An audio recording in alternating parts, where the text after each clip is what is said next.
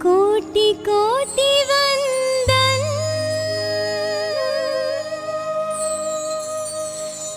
कोटि कोटि वंदन।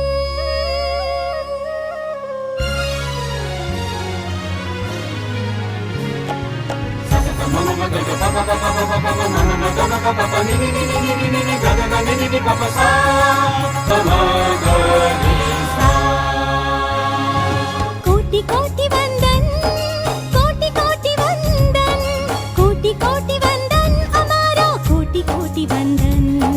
कोटि कोटि वंदन, कोटि कोटि वंदन, कोटि कोटि वंदन, हमारा कोटि कोटि वंदन। भक्त कवि नरसिंह मेहता यूनिवर्सिटी, भक्त कवि नरसिंह मेहता यूनिवर्सिटी, भक्त कवि नरसिंह मेहता यूनिवर्सिटी, भक्त कवि नरसिंह मेहता यूनिवर्सिटी। तव चरणे अमारा शीश झुक्या, हे प्राण शक्ति द्युति। कोटि कोटि वंदन, कोटि कोटि वंदन, कोटि कोटि वंदन, हमारा कोटि कोटि वंदन।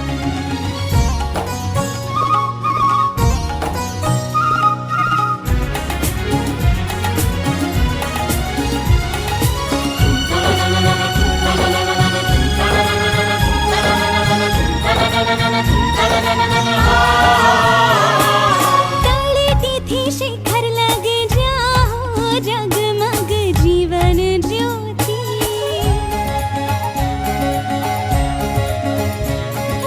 तले तिथि शिखर लग जाओ, जगमग जीवन ज्योति। જ્ઞાન અને વિજ્ઞાનના ઉગડે જ્યાંથી પંથ અનંતી। વાત ધ્યાને લઈને સ્ટ્રેસ વધશે નહીં એવો પ્રયત્ન કરીશ। આત્મહત્યા નિવારણ દિવસ। આત્મહત્યા શબ્દ એ આમ તો કંપારી છૂટે એવો છે। લગભગ રોજ વર્તમાનપત્રમાં એકાદી ઘટના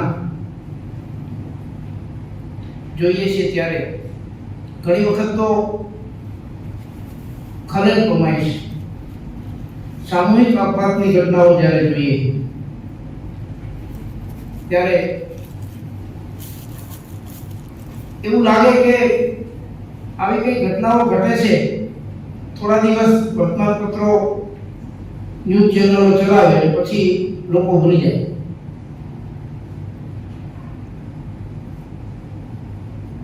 ત્રણ વસ્તુ દુર્લભ કહી છે શાસ્ત્રોમાં। એક તો મનુષ્ય તરીકેનો જન્મ પ્રાપ્ત થવો, એ આપણને થયો છે ત્યારે આપણી જિમ્મેદારી ખૂબ વધી જાય છે। બીજી દુર્લભ વસ્તુ છે સુસંગ, સારી વ્યક્તિનો સંગ। સહાધ્યાયી હોય, મિત્ર હોય, જીવનસાથી હોય, પરિવારના સભ્ય હોય। આ વાત હું એટલે કહી રહ્યો છું કે આને સીધો સંબંધ સુસાઇડ સાથે છે। એક વ્યક્તિ મનુષ્ય તરીકે જન્મે છે ત્યારે એનું એને ગૌરવ હોવું જોઈએ, એના જીવનનું મૂલ્ય એને સમજાવવું જોઈએ। બીજી દુર્લભ વસ્તુ મહત્વની એટલે છે કે જો વ્યક્તિને સુસંગ હોય, સારી વ્યક્તિનો સંગ હોય તો યોગ્ય સમયે યોગ્ય સલાહ માર્ગદર્શન મળી રહે અને જેથી કરીને જે વૈચારિક ઝંઝાવતો ઊભા થયા હોય, વિટોળાઓ ઊભી થઈ હોય, એનું સોલ્યુશન, એનું સમાધાન નીકળી શકે। અને ત્રીજી વસ્તુ પણ આ ઘટના સાથે બહુ ગહન રીતે જોડાયેલી છે, આધ્યાત્મ તરફનો વિચાર, ઈશ્વર પ્રત્યેની શ્રદ્ધા। જો આ વસ્તુ વ્યક્તિમાં હોય તો મને લાગે છે કે જ્યારે કોઈ નિરાશા આવે, હતાશા આવે, સ્ટ્રેસની પરિસ્થિતિ જન્મે ત્યારે એક આશ્વાસન, એક દિલાસો, એક શ્રદ્ધા ઊભી થાય અને એનાથી માણસ ટકી જાય। બહુ વર્ષો પહેલા ગુણવંત શાહે એક પુસ્તક લખેલું મરો ત્યાં સુધી જીવો. એમાં એને મજાની વાત લખી હતી, તનસુખ, મનસુખ અને આનંદ સુખ પર. તનસુખ એટલે શરીરનું સુખ, શારીરિક સ્વાસ્થ્ય. મનસુખ એટલે માનસિક સ્વાસ્થ્ય. અને આનંદ સુખ એટલે સદાય મોજ માણવું. કોરોના કાળ પછી હેપીનેસ ઇન્ડેક્સની વાતો સંભળાય છે, પણ ખાસ કરી ગંભીર રીતે એ અંગે આપણે વિચારતા નથી. કોરોના કાળમાં બધાએ જોઈ લીધું કે જે લોકોનો હેપીનેસ ઇન્ડેક્સ ઊંચો હતો, જે લોકો ખુશ હતા, એને કોરોના જેવી મહામારી પણ બહુ ટચ કરી શકી નથી. એટલે શરીરનું સ્વાસ્થ્ય તો એનો સીધો સંબંધ છે વ્યાયામ. ખાસ કરીને મારે આ યુવા વિદ્યાર્થીઓને કહેવું છે કે વ્યાયામનો કોઈ વિકલ્પ નથી અને ખૂબ જરૂરી છે. આજકાલ જુદી જુદી ઘટનાઓ જોઈએ છીએ. હોસ્ટેલમાં વિદ્યાર્થીઓની મારામારી, સ્કૂલ કોલેજોમાં વિદ્યાર્થીઓ વચ્ચેના ઝઘડા, આ બધામાં મને લાગે છે કે ક્યાંક ને ક્યાંક રમત ગ્રાઉન્ડ પરની રમત બંધ થઈ છે, ગ્રાઉન્ડ પર રમવાનું બંધ થયું છે. એટલે જે ફ્રસ્ટ્રેશન છે, જે એકબીજા પ્રત્યેનો ગુસ્સો છે, જે ઘૃણા છે, દ્વેષ છે, એ રમતના માધ્યમથી અભિવ્યક્તિ થતો હતો, એ બંધ થયું અને એને પરિણામે એ વધ્યું. એટલે વ્યાયામ તનસુખ માટે નિયમિત કસરત, વ્યાયામ, રમતો એ ખૂબ મહત્વની છે. અને એનો સીધો સંબંધ જે માણસની જીવનયાત્રા ધીમે ધીમે આત્મહત્યા તરફ જાય છે એને ચોક્કસપણે અટકાવી શકે. એ જ રીતે મનસુખ, મન પ્રફુલ્લિત હોય, માનસિક આરોગ્ય સારું હોય તો પણ વ્યક્તિ આ પ્રકારની ઘટનાથી બચી શકે. અને જે રીતે આપણા શરીરને ખોરાકની જરૂર છે, જેમ વ્યાયામની જરૂર છે, એ જ રીતે આપણી મનસ્થિતિ સારી રહે, માનસિક આરોગ્ય સારું રહે, એ માટે મનની કસરત, એના માટેનું એને જરૂરી વાતાવરણ, પર્યાવરણ પણ ખૂબ જરૂરી બન્યું છે. આ વિષયના સંદર્ભમાં જોતો તો ડોલ્ફિન માછલીની એકાગ્રતા છે 8 સેકન્ડની, 10 સેકન્ડની, બધાથી ઓછામાં ઓછી હતી. પણ સ્થિતિ એવી થઈ છે કે ખાસ કરીને સોશિયલ મીડિયાને પરિણામે એનો એટલો બધો પ્રભાવ વધ્યો અને એને પરિણામે એકાગ્રતા ધીમે ધીમે ઘટવા લાગી કે ડોલ્ફિન માછલી કરતા આપણી એકાગ્રતા 8 સેકન્ડની છે એવો અભ્યાસ થયો છે. એક સોશિયલ મીડિયા પરની રીલ 2, 3, 4 સેકન્ડ તો માંડ જોઈ શકાય છે. અને માનસિક સ્વાસ્થ્યને નુકસાન કઈ રીતે પહોંચાડે છે આપણને દેખાતું નથી. કારણ કે એ રીલોમાં છે ને આવો બહુ છે. એક રીલ જોઈ કે વિધવા માતાની સાથે પોતાનું બાળક અને એને જે ગરીબીનું દ્રશ્ય એક રીલમાં જોઈએ છે, ત્યારે એક જુદા પ્રકારના આવેગો. એ રીલ પૂરી થાય 2, 3, 4 સેકન્ડ જોઈ બીજી રીલ આવે છે તો એમાં પછી મોરાની રીલ આવે, એટલે એમાં પાછા જુદા પ્રકારના આવેગો. એ રીલ પૂરી થાય તો ત્રીજી કોઈની પ્રેમની સફળતા કે નિષ્ફળતા, લવ સ્ટોરીની રીલ આવે. એમાં પાછી કોઈ ન્યુ કપલ બાલીમાં ફરતું હોય તો એ જોઈ તો પાછા જુદા પ્રકારના આવેગો. એટલે આ સ્થિતિમાં માનસિક સ્થિતિ ડામાડોળ થયા કરે છે અને એને પરિણામે માનસિક સ્વાસ્થ્ય ક્યારે એ નબળું થતું જાય છે એનો ખ્યાલ પણ નથી રહેતો. અને એ જ રીતે આનંદ શંકરનું પણ એટલું જ મહત્વ છે કે જે પણ સ્થિતિમાં છીએ, જે કોઈ વાતાવરણમાં છીએ, જે કંઈ મળ્યું છે એને માણવું અને એમાંથી વધુ ને વધુ આનંદ મેળવવાનો જો પ્રયાસ કરીશું તો મને લાગે છે કે આપણું સ્વાસ્થ્ય જળવાશે અને આ આત્મહત્યાની સ્થિતિ તરફ જવાનો સવાલ ઊભો નહીં થાય. હમણાં જ કુલપતિ શ્રી આર્યની ઓફિસમાં 2 મિનિટ અલગ જલગ મળવાની વાત થઈ તો આ વિષયની વાત થઈ એટલે એને બહુ મજાની વાત કરી જે મારે કહેવાની હતી એ સહજતા. આ ગુણવંત શાહના એક પુસ્તકમાં એક સ્માર્ટનેસના કેટલાક આયામો આપ્યા હતા. એમાંનું એક મહત્વનું આયામ હતું કે સહજના કિનારે ચાલવાની ઉત્કટ ઝંખના. અને સહજતાને નેચર હારે બીજો સંબંધ છે. જેટલા આપણે નેચર હારે જોડાયેલા હશું, કુદરત હારે જોડાયેલા હશું, એટલા આપણે સહજ રહી શકીશું. પણ થયું છે એવું કમનસીબી એ છે કે ધીમે ધીમે આપણે સહજતા ગુમાવતા ગયા. બધું આર્ટિફિશિયલ. અને એમાં આ AI ના જમાનામાં તો શું થાય એની કલ્પના જ નથી કરી શકાતી. આપણું હાસ્ય, આપણું રુદન, આપણી વાત, આપણો વ્યવહાર, આ બધું જ અસહજ થતું જાય છે. ઇવન આપણું જે કમ્ફર્ટ ઝોન છે એમાં રહેલા લોકો સાથેનો આપણો વ્યવહાર પણ ઘણો બધો આર્ટિફિશિયલ થતો જાય છે. એટલે જો આ પરિસ્થિતિમાં સ્વસ્થ રીતે જીવવું હશે, બચવું હશે, તો સહજના કિનારે ચાલવાની થોડી ઝંખના તો રાખવી પડશે. હા, ઘણી વખત જુદી જુદી પરિસ્થિતિઓમાં અસાહજિક વર્તન વ્યવહાર કરવો પડતો હોય છે. કોઈના બેસણામાં જઈએ તો ત્યાં સ્વાભાવિકપણે એ પ્રકારના જ ભાવ પ્રદર્શિત કરવા પડે, હોય કે ના હોય. કોઈ સારા પ્રસંગમાં જઈએ એની આરે કઈ બહુ જાજુ લેવા દેવા આનંદ કે ઉત્સાહ ના હોય, પણ છતાંય ત્યાં એ પ્રકારનો આવેગ વ્યક્ત કરવો પડે. એટલે એક્ટિંગ કરવી એ પણ એક જીવનનો પાઠ છે. પણ છતાંય જ્યાં શક્ય છે ત્યાં આપણે જેટલા સહજ રહેશું, જેટલા કુદરત સાથેનો આ નેચર સાથેનો આપણો નાતો રહેશે, એટલા વધારે સ્વસ્થતાથી જીવી શકાશે. વારંવાર આપણે છેલ્લા વર્ષોમાં તો બહુ સાંભળીએ છીએ કે આ દેશ યુવાનોનો દેશ છે. સૌથી વધુ આપણી પાસે યુવાનો છે. પણ ક્વોન્ટિટી એટલી કામ લાગશે? ટોળાનું શું કરીશું? એમાં ક્વોલિટી, એમાં સમૃદ્ધ વિચારસરણી, ખાલી અભ્યાસ કરીશું, ડિગ્રી મેળવીશું તો એનાથી માત્ર નોકરી મેળવવા માટેનું ટોળું ઊભું થશે કે જે ધક્કામુક્કી કરતું હશે. બેને કહ્યું ભૂમિકા કાર્યક્રમની ભૂમિકામાં કે વધુ તો યુવાનો આત્મહત્યા કરે છે. તો એ બહુ મોટો ચિંતાનો વિષય છે, ગંભીર વિષય છે કે આ યુવાનોના સ્વાસ્થ્યની ચિંતા કરવી પડશે. આ યુવાનો માત્ર સંખ્યાત્મક હશે એટલું પૂરતું નથી, ગુણાત્મકતા જોવી ખૂબ જરૂરી બની છે. અને એના માટે સૌએ ફરીથી સમૃદ્ધ રીતે આ યુવાનોને આગળ લઈ જવા માટે વિચાર કરવો પડશે એવું મને લાગે છે. મનુષ્ય જીવન એ દુર્લભ છે અને એમાં પણ જાત, જગત અને જીવતર. જાત, જગત અને જીવતર.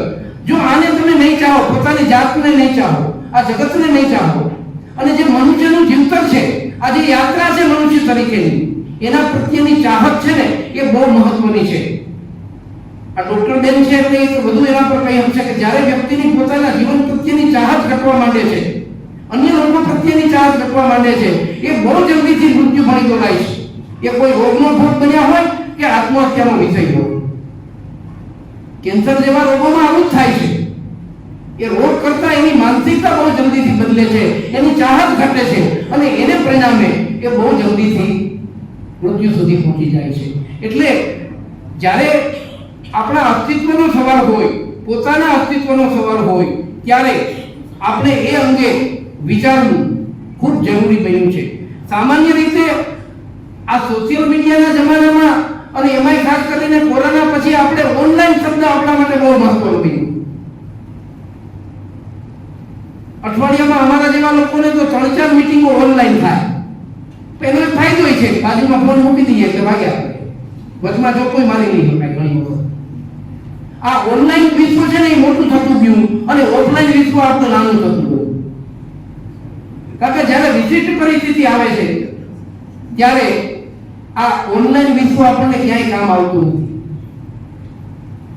કોરોના જેવી મહામારી આવી ત્યારે આપણે જોઈ લીધું કે દીકરો પોતાના પિતાના મૃતદેહને સ્મશાન સુધી લઈ જવાય તૈયાર નથી.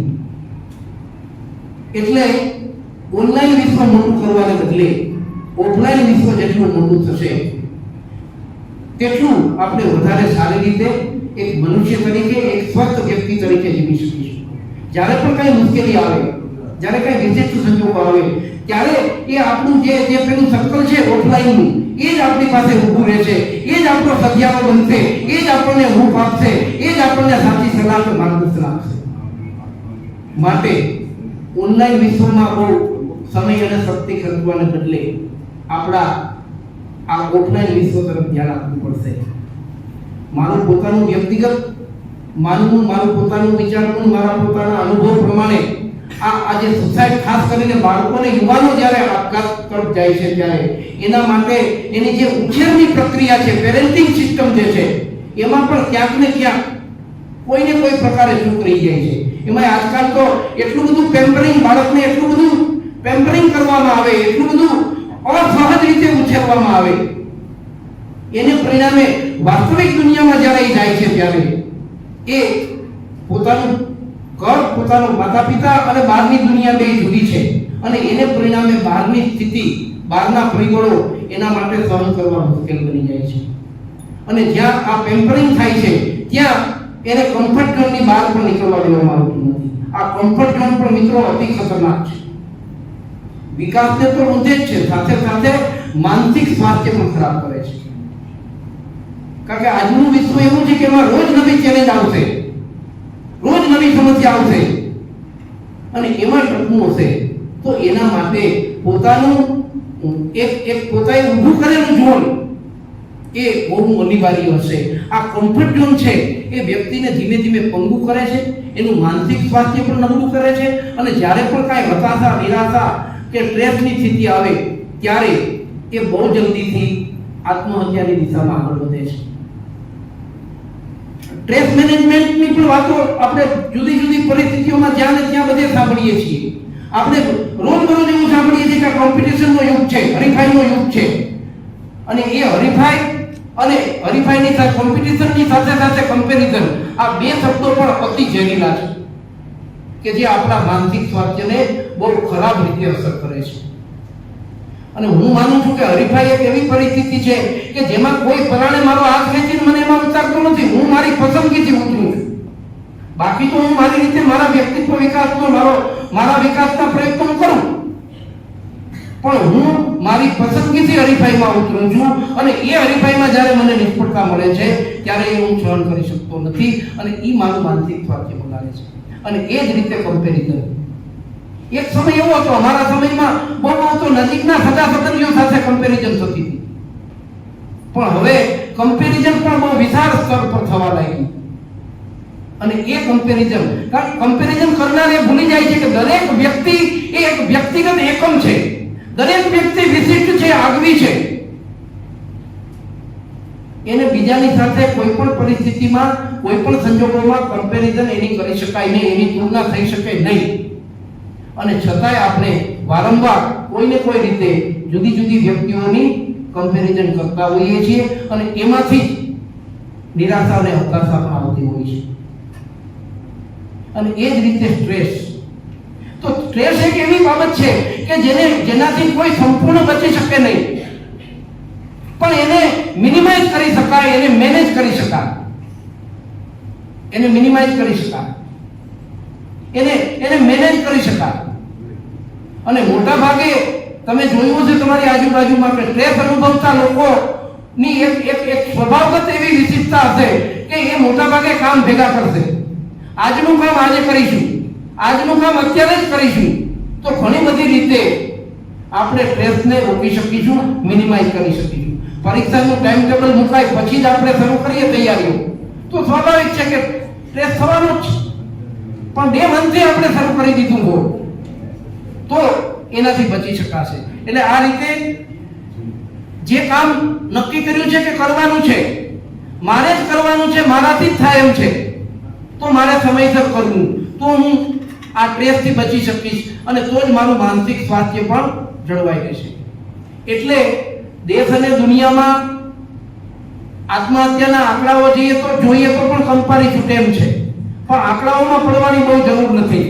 મારે મારી જાતને પૂછવાનું છે કે હું સ્વસ્થ છું, હું સિક્યોર છું, તો આ પરિસ્થિતિથી બચી શકાશે.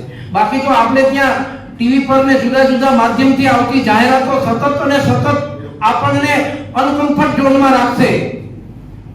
કોઈને કોઈ રીતે એ આપણને અસલામતી બતાવશે. આ પરિસ્થિતિમાં આપણે જો સ્વસ્થ રહેવું હશે તો એના માટે આપણે ખુદે જ પ્રયત્ન કરવો પડશે, આપણે ખુદે જ સભાન થવું પડશે, આપણે ખુદે જ આપણી જાત પર કામ કરવું પડશે. આપણે ખુદે જ કલ્યાણ સર્વતોમુખી ભક્ત કવિ નરસિંહ મહેતા યુનિવર્સિટી ભક્ત કવિ નરસિંહ મહેતા યુનિવર્સિટી ભક્ત કવિ નરસિંહ મહેતા યુનિવર્સિટી ભક્ત કવિ નરસિંહ મહેતા યુનિવર્સિટી